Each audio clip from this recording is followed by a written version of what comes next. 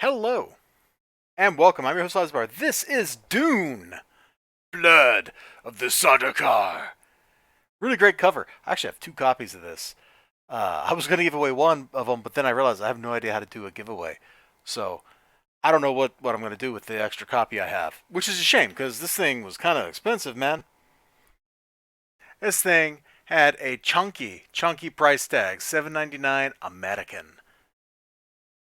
And then I don't 2021 decals. I don't know what that means. So there's definitely some finances happening here. Super cool cover. I think this is a one shot because the last page ends with. Let me get in here.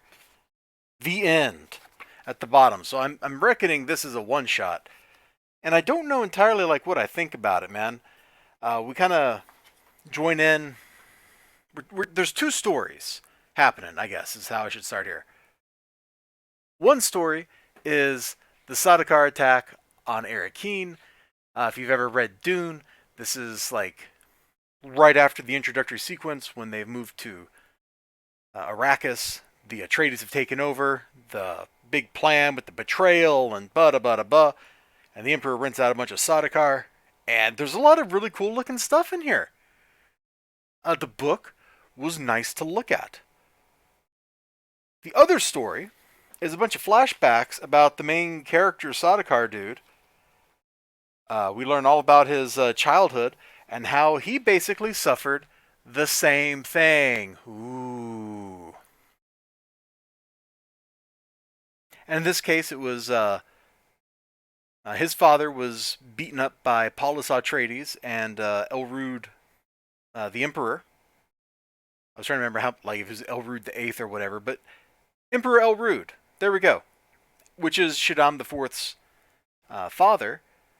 So, one generation leads to the next, and it's all betrayals all the way down. It's kind of a big book here. I'm not sure how many pages this is, but I should have counted them before we got in here. But I don't know if it's really double sized, but I think there's at least 30 pages of stuff in this book. It's pretty chunky.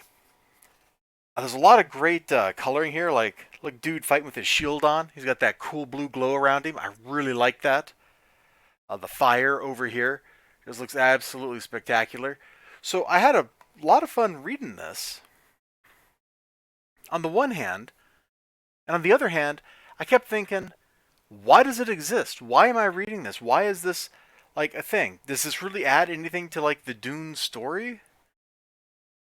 And it kind of really doesn't. This is the kind of thing that you would have in like a short story anthology or something, Not like some standalone product. This is like, uh, let's see, what's a good example? Tales of the Bounty Hunters or Tales from the Bounty Hunters, whatever it was. It's a Star Wars anthology from like the mid-late 90s, I think. And yeah, it's definitely from mid-late 90s. And there were some interesting stories in there, but a lot of it was just kind of like, yeah, this is just interesting filler set in that universe. And that's kind of how this feels at the same time, as this is just kind of like interesting filler set in that universe.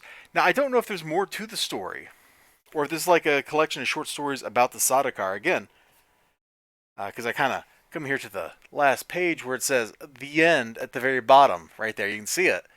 So I don't know if there's another story, if there's an issue 2. If there is, I sure hope it doesn't cost $7.99 because that price tag really hurts.